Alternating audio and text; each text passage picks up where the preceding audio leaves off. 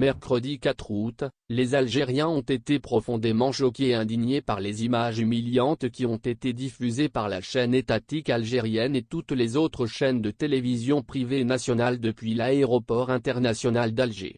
Dans ces images, les Algériennes et Algériens ont assisté à une cruelle mise en scène destinée à humilier tout bonnement l'ex-PDG de Sonatrach, Abdelmoumen Ould Kaddour, l'un des hommes les plus influents lors du dernier mandat d'Abdelaziz Bouteflika.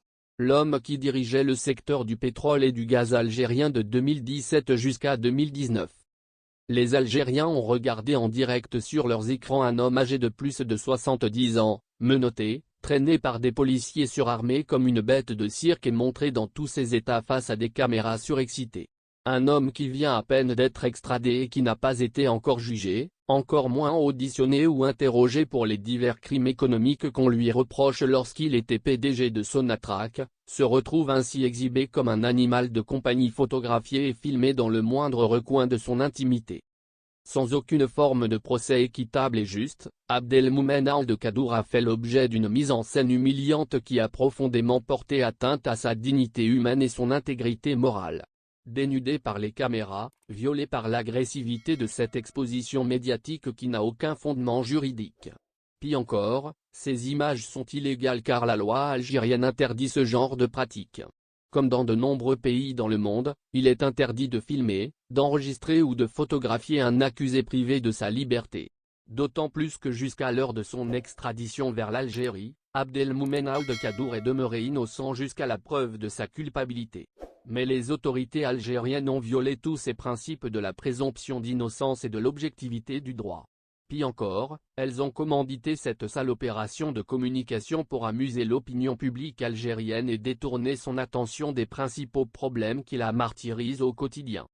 Incapable de gérer la crise sanitaire, de pallier à la pénurie de l'oxygène médical, à la saturation des hôpitaux ou aux coupures intempestives de l'eau dans la majorité des quartiers de la capitale Alger sans oublier les gros problèmes sociaux du pays avec un chômage massif, une crise financière étouffante, le régime algérien a jeté un vieil homme de plus de 70 ans en pâture devant toutes les caméras du pays pour le torturer comme un animal de chasse, une proie sur laquelle ont été défoulées des pulsions meurtrières. Au final, cette mise en scène barbare et honteuse s'est retournée contre le régime algérien. La majorité des Algériennes et Algériens se sont solidarisés avec le vieil homme humilié même s'il compte énormément de détracteurs dans le pays. Oui, il faut naturellement le juger, lui demander des comptes et le poursuivre pour les dossiers dans lesquels il est accusé de diverses graves infractions. Mais la justice n'est pas un spectacle désolant ou une humiliation médiatique. La justice est un débat contradictoire, une recherche de la vérité et une stricte application des principes du droit qui garantissent la préservation de la dignité humaine. Algérie a pu confirmer au cours de ses investigations que le palais présidentiel d'El Mouradia a dépêché à l'aéroport international d'Alger le conseiller auprès du service de communication Abdelatif Belkacem. L'ex-journaliste réputé pour ses dérives immorales et son sensationnalisme salace est celui qui a chapeauté cette opération médiatique qui entrera dans les annales de l'histoire des bavures judiciaires. C'est effectivement Abdelatif Belkacem, l'ex-premier responsable du service de communication de la campagne électorale d'Abdelmadjid Tebboune lors des élections présidentielles du 12 décembre 2019, qui a convoqué les journalistes des diverses télévisions algériennes pour les orienter, les encadrer et les guider dans cette opération de propagande digne des régimes ayant failli sur le plan moral.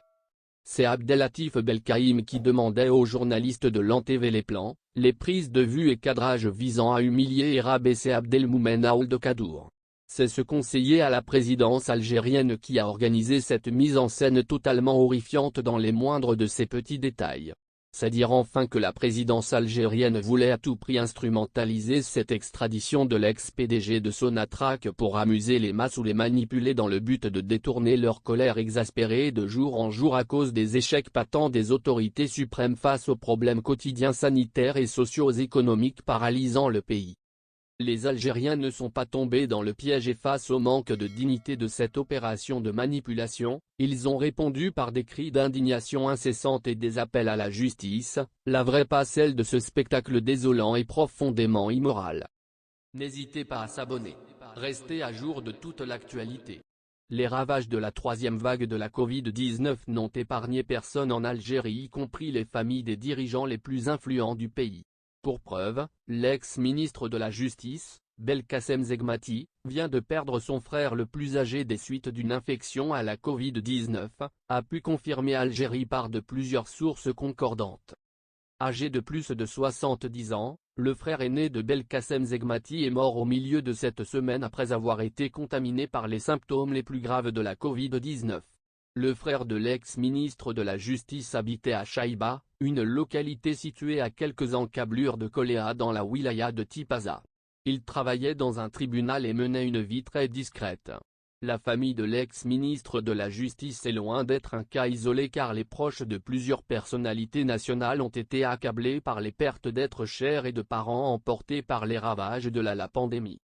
Hier mercredi, le chanteur Mena Ouzaïd est décédé à Tizi Ouzou, à l'âge de 63 ans, des suites de la Covid-19. Le chanteur-auteur-compositeur Mena Ouzaïd, de son vrai nom Mena Zaïda, a tiré sa révérence un jour après le décès de sa mère, emportée elle aussi par la pandémie. Les médecins et soignants algériens demeurent enfin la première catégorie de la population algérienne qui est la plus endeuillée par les périls de la pandémie. Récemment, la Corporation des soignants algériens a pleuré la disparition du directeur général de l'établissement hospitalo-universitaire 1er novembre 1954 d'Oran Dr Mohamed Mansouri qui avait rendu l'âme le 26 juillet dernier des suites de complications liées à la Covid-19.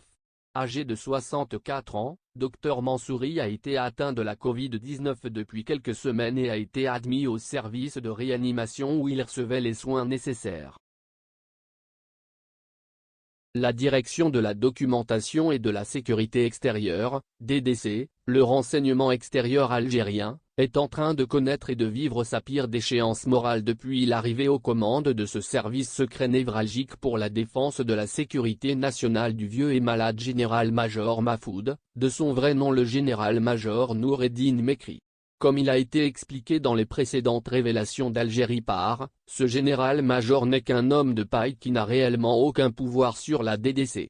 Preuve en est, la direction la plus importante de la DDC est actuellement supervisée par un ancien officier supérieur radié des rangs de l'armée algérienne en raison de son implication dans plusieurs escroqueries et son attitude profondément immorale. Effectivement, la direction des analyses a été confiée par le général-major Mahfoud au colonel Boualem Benodina.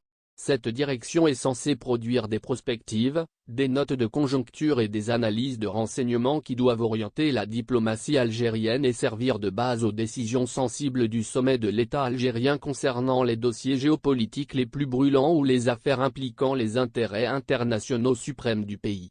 La direction des analyses est, en vérité, le cœur battant de la DDC et sa raison d'être. Malheureusement, sous l'égide du vieux et affaibli général-major Mahfoud, c'est un colonel totalement véreux et sulfureux qui est à la tête de cette direction hyper-stratégique. Ce qui porte un grave préjudice au mécanisme de défense de la sécurité nationale du pays. Et pour cause, le colonel Boualem Benodina traîne derrière lui de nombreux scandales qui ont conduit à sa radiation en 2017. Le colonel Boualem Benodina était le premier responsable du bureau de sécurité de l'ambassade d'Algérie en Tunisie de 2012 jusqu'à 2016. Durant sa mission à Tunis, ce colonel avait rapidement défrayé la chronique avec ses soirées mondaines, ses fréquentations peu recommandables et surtout ses dépenses onéreuses sur le dos de l'ambassade d'Algérie. Le train de vie luxueux que menait ce colonel en Tunisie lors de l'exercice de ses fonctions ont causé un préjudice financier dépassant les 120 000 $ US. Cette somme colossale a été dépensée par le colonel Boualem Benodina pour financer ses dépenses quotidiennes et ses soirées endiablées ou beuveries dans les hôtels les plus luxueux de Tunisie. Et lorsque les fonctionnaires de l'ambassade d'Algérie tentaient de le rappeler à l'ordre en protestant contre son usage excessif et incontrôlé de l'argent public considérant ce comportement indélicat comme une pure escroquerie, le colonel des services secrets algériens les menaçait directement et frontalement. Abusant de son pouvoir que lui confère sa position au sein d'une institution sécuritaire et militaire, le colonel Boualem Benodina intimidait ses interlocuteurs et faisait taire ainsi ses détracteurs. Au lieu d'être au service de son pays, le colonel Boualem Benodina s'était mis uniquement au service de sa petite personne privilégiant son confort au détriment de la qualité de sa mission de renseignement. Les hauts responsables de la DDC lui ont demandé un rapport confidentiel et détaillé sur les conditions d'organisation de l'élection présidentielle tunisienne de 2014. Le colonel Boualem Bendina avait pondu un rapport totalement approximatif et qui manquait cruellement d'informations fiables, recoupées ou de renseignements précieux permettant aux autorités suprêmes de l'État algérien de se positionner intelligemment face aux évolutions de la situation politique dans la Tunisie voisine. Le travail bâclé du colonel Boualem Bendina a occulté la possibilité d'une victoire de l'expérimenté Kaïd Essebsi qui avait remporté le second tour de ces élections présidentielles tunisiennes avec 55,68% des votes contre un certain Monsef Marzouki recueillant 44,32%. Ces erreurs d'appréciation et ce manque inédit de discernement pour un officier supérieur du renseignement extérieur ont fini par discréditer le colonel Boualem Bendina qui sera rappelé à Alger à partir de 2016 laissant derrière lui une Tunisie où de nombreuses puissances étrangères se sont imposées pour menacer les intérêts de l'Algérie et sa sécurité nationale. Le mauvais rapport du colonel Boualem Bendina sur les élections présidentielles tunisiennes de 2014 lui a même valu un sévère blâme de ses supérieurs hiérarchiques. Mais en dépit de toutes ces maladresses, le vieux général-major Mahfoud a daigné récupérer le colonel Boualem Bendina pour lui confier une nouvelle mission à la tête d'une direction délicate de la DDC.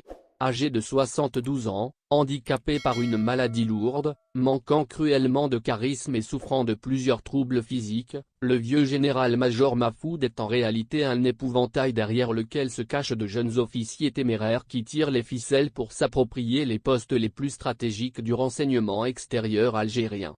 Selon nos investigations, la réhabilitation et promotion accordée à Boualem Bendina a été dictée au général-major Mahfoud par des interventions de personnalités influentes étrangères à la DDC. Comme le vieux général veut uniquement terminer sa carrière en profitant encore des largesses de son poste, il n'a pas pu dire non à ces réclamations insensées puisqu'elles permettent à un officier radié en 2017 et collectionnant les échecs à Tunis de 2012 jusqu'à 2016 de revenir au plus sommet de la hiérarchie du renseignement extérieur algérien. Quelle triste déchéance! La sécurité nationale de l'Algérie est clairement entre de mauvaises mains. N'hésitez pas à mettre un petit pouce bleu. Nous serons reconnaissants. Dis-nous ce que vous pensez et laissez votre avis dans un commentaire. Merci pour votre attention et n'oubliez pas de rejoindre la communauté Mise à Jour Télévision, ça fait plaisir de voir un nouveau membre. Suivez le fil d'actualité sur Facebook. Vous trouverez un lien dans la description.